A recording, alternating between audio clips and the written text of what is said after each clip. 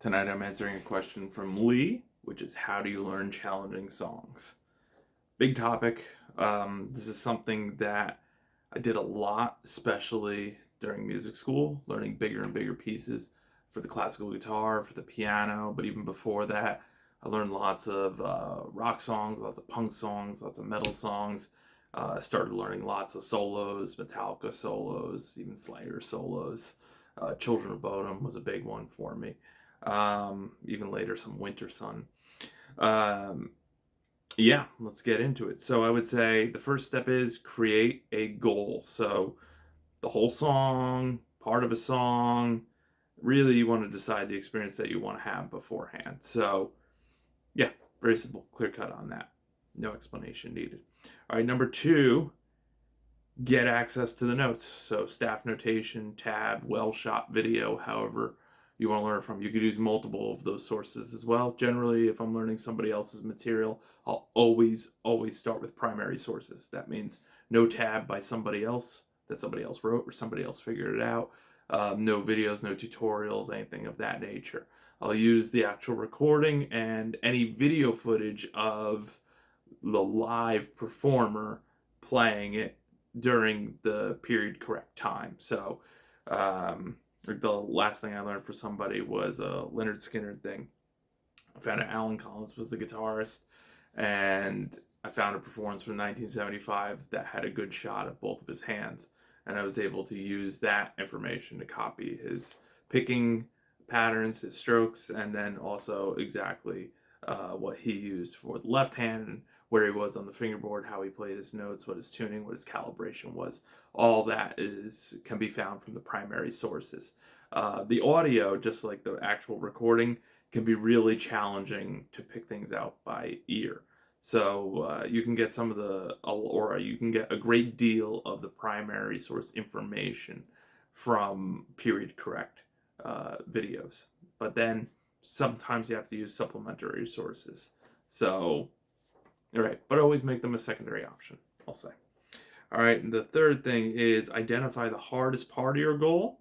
That's where you want to start working. Start working right there. What this does is it makes a smaller version of the goal, it makes a sub goal. If your goal is to play an entire song, then the most challenging part, the most fastest virtuosic part, whether it's single notes or whether it's chord changes or whatever it is, the part that's sort of not repeated, the part that's how do I say, maybe less natural for you, that's the place where you want to put um, your energy first and your effort first, because if you do the easier parts and then when you get to that part you're like, but this is harder than it was before, something must be wrong with me, or it's not, or the song's not fun anymore, blah blah blah. So if you actually gear up for battle right away and say, okay, I have to tackle the hardest part of the song, that way I could play the whole song, then you don't have to throw your goal away and you're not in a sunk cost fallacy, which is happens a lot with people. Okay, so I will say the next thing is choose preliminary fingering. So really, really, really, really important to decide what fingers you're going to play the notes with as you start learning it. Expect to entertain changes later. So when we first start learning something, we're learning it generally very slow. We're learning it just sort of, I could use whichever finger, right? If you're accustomed to using all four fingers as a guitar player, then you could use all four fingers, and you might say, I like the pinky. That was with me. I always tried to use the pinky as much as I could after I trained it. So, I use the pinky, right? Things here and there of that nature, I guess you could say. But then you might find that as a speed um, down the road, as the speed accumulates, or you have to do certain stretches, or certain chord shapes, or certain arpeggio shapes, that using your not first choice fingering um, might be the way forward. So, like, a great example is I learned the Sweet Passage from Winter Sun's Beyond the Dark Sun. It's very fast. It's 4 notes per click at 180 with the sweeps, and it's a whole chord progression within it. I remember I counted up 57 notes in about 5 seconds.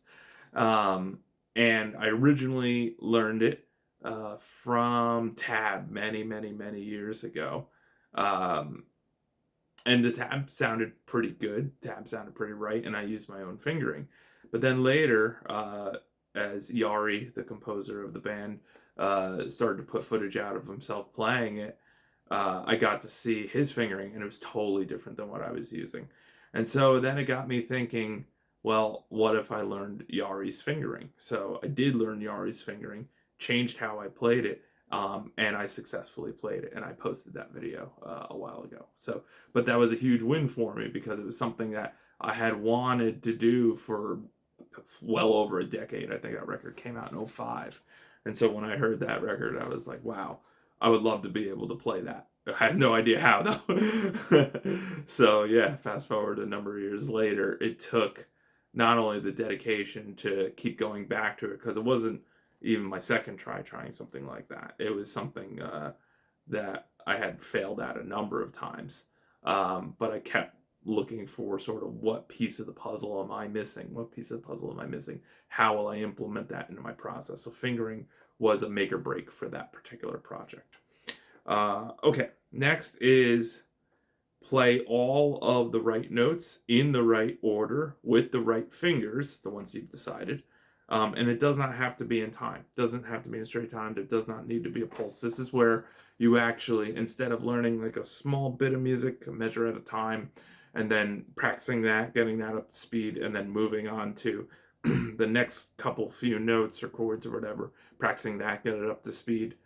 That's fine with the real short and simple things, but challenging songs, complex songs, that's going to take forever. And honestly, it plateaus. That process itself plateaus. So what you want to do is you want to learn, instead of picking the song up in small. I always sort of teach it like this, right? Instead of just doing, let's say we've got a whole line, right? And that's the song, right? And if I break it up into really small chunks, then what I do is I take a chunk and I raise it all the way up to complete level. And I take the next chunk and I raise it all the way up to complete level. But what happens is, in order to keep these other parts at a complete level, I still need to keep playing them. So they're already requiring maintenance. And I haven't even touched what's down here. So the more of this that I do, the more of this that requires maintenance, and I have what's down here hasn't even been touched. And the hardest part might be in there because we all tend to start from the very beginning. So something to really watch out for.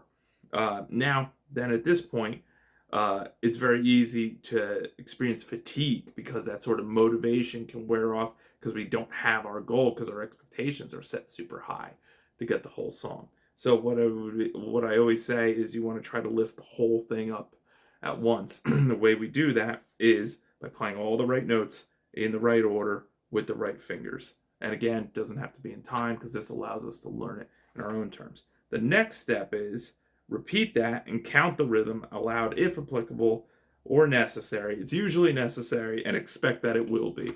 If you want to get proportion in your playing and you want to be able to play it slow, counting is a big help for that. Sort of the modern day equivalent to that.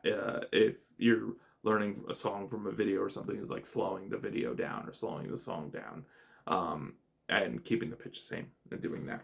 So after that, you want to play the entire section to a metronome or at speed or at some kind of speed, some proportionate speed, but not usually concert speed. With the aforementioned criteria, find a speed that you can do this with for the entire section. This is what allows us to lift the whole thing up. 8, meet a standard with all of this. So this is where we don't compromise our goal, because we're saying, okay, it might not be where my sort of grand expectation is, but I could have a lower expectation to meet first. And once I have that and I have that accomplishment, now I can start stacking my wins up to the final level of it. And then the last is extrapolate the process. So what worked with the smaller version of the goal, the most challenging part, we use that then for the rest of the song, if we're doing a whole song or the part or whatever it is. So that's it in a nutshell. I had to speed through this because I'm running out of time. Try to keep these videos under 10 minutes. Running out of breath. So if you have any more guitar or music questions, feel free to send them to me and I'll make a video on them. Thanks so much.